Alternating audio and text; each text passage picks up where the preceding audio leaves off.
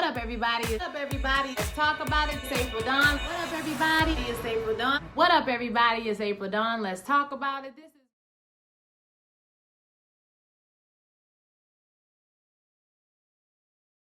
What up, everybody? It's April Dawn. Let's talk about it. This is Our Kind of People Season 1, Episode 5. I'm pretty sure it's 5.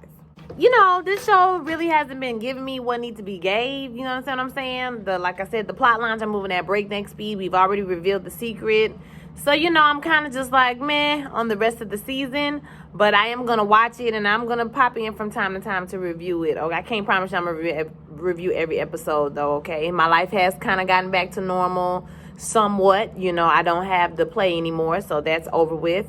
So it's just me and baby time, and, you know, things in the evening time, I'm pretty much free for now. So, yeah, I'll be trying to get back to these regularly scheduled reviews. Queens is a show that I'm definitely going to review, and I'm going to give it a proper review. Okay, I'm going to go up and give it a proper review this evening when I get home, because I got time to do that. You know what I'm saying? I don't want to waste no time. Let's go ahead and get into it. So I'm not going to go blow by blow, scene by scene. We all watch the show. We know what happened. So let's just talk about what happened, okay? So this basically was a cotillion episode. Nikki wants to go to Spelman. So she has got a letter from Spelman and everything, but she has to prove that she has a certain amount of community service hours and different things. So Angela goes to talk to Leah to try to get her into this cotillion. A cotillion is like they call it a coming out party. When I was young, I was 16, 17 years old. I definitely did a cotillion before, but it wasn't like a part of this Jack and Jill, elite group or anything. It was just a group of parents that got together. We all had known each other since we was in elementary school, and our parents got together and they put the money up for the place, and we did activities throughout the year. Like we did a tea, we with the cucumber sandwiches and the whole 9 yards, y'all. We also did a pool party where it was fun, barbecue pool party type situation. And then we had another meeting where we got together our books. We made the beautiful, fluffy album books, with all the frills under whatever. So we had different activities throughout the year that led up to the cotillion. And then we did the cotillion, and you had to have a father figure. At that time, my father really wasn't in my life like that. But my mom's boyfriend at the time, he escorted me, and my cousin Randy also escorted me. So it's kind of like a coming out party. You're coming out to society in the world that you're a young woman, okay? So this is traditional, and like I said, it started off with the upper echelons of society, black people, type of thing. Jack and Jill. Here we go with Jack and Jill. Went up the damn hill, okay, to get a damn dress and spend a whole lot of money. So Leah actually wasn't a bitch to her this episode. She was kind of like, okay, I understand. I have similar struggles. We want to know that we're doing the best we can do as parents, right? So she said, I'm going to let you up in here, girl, but it's going to cost you $25,000. Okay, $25,000 to get up in this bitch. I was looking at Angela, Angela was looking at me, and I was looking at Angela like, bitch, how you gonna come up with $25,000? But she said she got it. So she got it. She paid for her to get in, and boom, bam, pow. She's in the cotillion, okay? He goes to ask Tyreek if he will be like the stand-in daddy, will he escort Nikki or whatever? And although you think that he wants to do it, well, he comes clean and he tells her that the reason why he hasn't put the cameras back up in the house is because Teddy is spying on her, and Teddy want to know her business, right? So obviously she's very shocked by this. She done laid up with this man. She done slept with this man. She's like, all the time we done spent together, you was just spying on me. And he's like, yeah, but I really developed feelings for you, and I just couldn't go through this. This is another way the show just reveals plot points very quickly. We don't linger on anything. We just keep on pushing forward. And it's kind of like at breakneck pace, y'all. The story is going at breakneck pace. So, like I said, basically she tells him, to get out. She don't want him no more. Baby, you got to go. You got to get the hell up out of here. I don't want you around me or my family ever again. And he's like, Angela, girl. And he gets up and leaves, honey. Now, at the beginning of the episode, they was laying up in the bed. They was canoodling. You know what I mean? They done been sleeping together. They trying to hide it. Auntie already know. That they messing around because the toilet seat been up. Everybody already know, but they up in here trying to hide this shit. So now they done broke up, okay?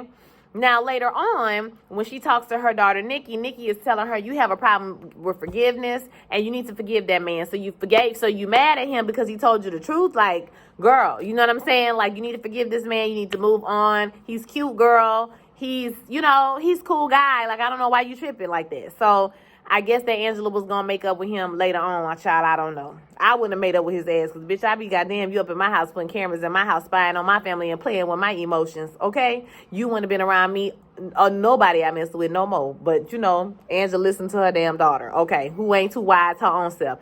Now, speaking of Nikki has been put into this cotillion. Now, she feels kind of awkward, obviously, because her, you know, her dad is in prison. And so when it's time to do the daddy-daughter dance situation, you know, she's out of place. She's also out of place when they're talking about etiquette, what forks to eat with. All I was told was, we did one of those things too, where you talked about etiquette, how to eat, and, you know, so forth and so on. But you just go from the outside in. That's what I was told. If you get confused, just go from the outside and work your way in. Here are your dessert fork and spoon on this side, okay? Boom. So they going through the etiquette class. She feels sort of out of place. Taylor had to kind of check some girls because they was laughing at her. And so we see her talking to Taylor, and Taylor is basically stringing her along, okay? She's telling her, I'm sorry I ghosted you, that me and Lauren, we've been in such a good place. You know, I'm sorry I haven't called you. And she's like, it's okay. You know what I mean? Like, I knew y'all was back together, whatever, it's good. You know what I mean? I know you made a mistake. We just made a mistake by kissing each other. And she's like, you know, we can still be friends. So she touching her on her leg, and Lauren is looking. But Lauren does try to pull it together. I couldn't tell if she was being genuine or not. Like, I couldn't tell at all, but it seemed like she was kind of being genuine. She said that she would help her get into Spelman. This is Nikki I'm talking about, because the lady from Spelman been trying to recruit her ever since she was in the 10th grade, honey. So she gonna help her. Okay, I think she was just trying to, like, think the best and you know, trying to do a little bit better. I couldn't tell, you know what I mean? Walks away, and then she tells Lauren tells Taylor that she wants her to escort her to the cotillion. They gonna come out, baby. I'm coming out. I want the world to know. Got to let it show. Okay? They was gonna come out at the ball, honey. So Taylor is all down for it. Lauren says she got her suit picked out for her already. Okay, so later on in the episode, we see Taylor and Nikki get caught kissing each other again. Now, Taylor is playing with these little girls, okay? Taylor, stop playing with them. Stop playing with them. If y'all watch this show called American Rust on Showtime, it's kind of like a Maven of Eastover, or Mayor of Eastover. Remember that time? Mayor of Easton. That was the name of that show. It's kind of like one of them shows, Rustic Town in Pennsylvania, murder. You know what I'm saying? That type of situation. A little bit different setup, but same type of show. She's on that show, too, the girl who plays Taylor. Which was interesting. I heard she was on like a show, another show on BET too. So, but Taylor is playing with these little girls. So Lauren done caught them, you know, kissing. So now she like, oh bitch, I tried to be nice to you, and guess what happened? You kissing on Mike. Now that was part of Nikki's fault, because you know damn well that was your cousin, girlfriend. You shouldn't be out there kissing on her. But okay, so half of that shit was your fault, Nikki. I'm sorry. And all Nikki do is get up and run her ass out of the room. This child runs so much. She's a runner. She's a track star. Homegirl be running. When some shit happens, she gonna get up. She gonna leave. Period. She gonna run out the room, baby. She's gone. So she done ran out the room about 15 times. You know what I'm saying? So Lauren get up there in true Lauren fashion, to being the bitch that she is, honey. She put all her business in the street. You know, she let the people know that she got a record, honey. She done out here catching cases. You know what I'm saying? And what did Nikki do? She got up and ran her ass out the room. Lauren ran out the room. Taylor ran out the room to go chase after her. And then subsequently her and Lauren end up breaking up, because obviously, Lauren, you cannot do evil, vindictive shit to people all the time and think that somebody's just going to love you and think you're just this wonderful, sweet person, because, bitch, you ain't sweet. You horrible. You know what I mean? You're horrible. And don't get me wrong, I do feel like to a certain extent she had a right to be mad, because the girl was messing with her girlfriend. You know what I mean? But at the same time, like, mama, this is not the proper reaction, okay? So Taylor said, you a miserable bitch, and I don't want to fuck with you no more. And that was that for that. We see that Angela. So Angela this week has found out that, or she thinks that Teddy was dealing drugs, because she has found some videotape of Teddy going to the police station and the camera cuts off, right? So she thinks that, you know, he was selling drugs. I don't know how she concluded this, but she thinks that he was selling drugs in the 80s, and he framed, or her mama took the fall for him framing the drugs, selling the drugs or whatever. So she goes to Tyreek with this. After she talks to him about, you know, she forgives him for whatever he did. He can't stay mad at her, so, you know, they make up. So they need to get some information about all of this, and they need to get into Teddy's office.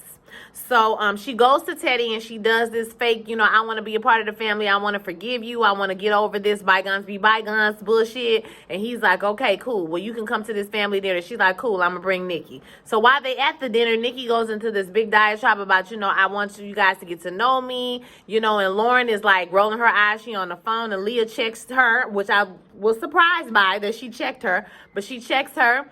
And Nikki gets up and runs out again. Now, this time, it is a ruse. It's a ruse to get Angela out of the room so that she can go into the office, okay? Meanwhile, Teddy is trying to eat some soup, baby, and he is, my Lord, okay? He is shaking so bad he can't eat the soup. So he goes to the bathroom because early in the episode, the doctor gave him some pills that say take this pill once every 8 hours. The shakes, you know what I mean? It'll help you with the shakes. So he goes to the restroom and he takes 2 of the damn pills because he's shaking so bad he can't hardly even, get himself together. So, but obviously he's made a mistake and now he clutching his chest and falling the fuck out and all of this shit.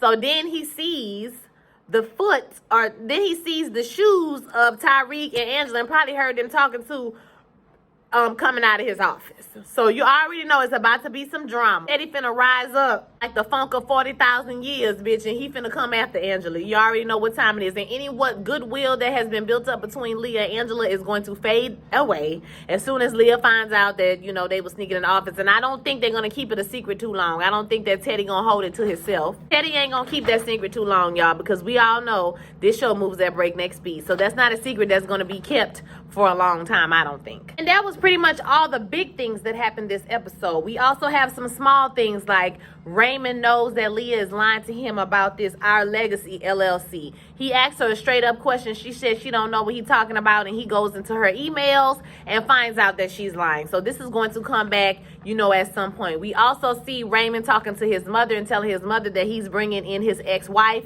in on everything to try to take Teddy down and get their company back, okay?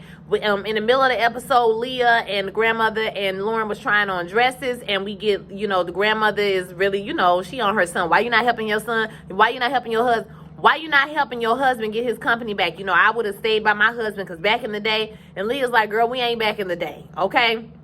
Then they start talking about dresses, and Lauren has to come out to her grandmother and is like, grandmother, I'm gay, girl. Okay, and Taylor's going to escort me to the cotillion. And grandmother's like, what the hell is going on? Hell no, we ain't having this at the function. But Leah is in charge of the situation now. Remember, she's the head of the Gracie. So, grandmama ain't got no say. Grandmama standing there looking stupid. All right, so, but that shit ain't gonna happen anyway because we already see, that Lauren done lost her girlfriend. Also saw early in the episode that I don't think was a smart move that Angela told all her business, ex-husband, boyfriend, baby daddy, whoever he is, to Tyreek, which I don't think this is gonna serve her well. I think that was a stupid move to tell this man all your business, girl, and you ain't slept with him but 2 or 3 times, girl. Okay, I guess.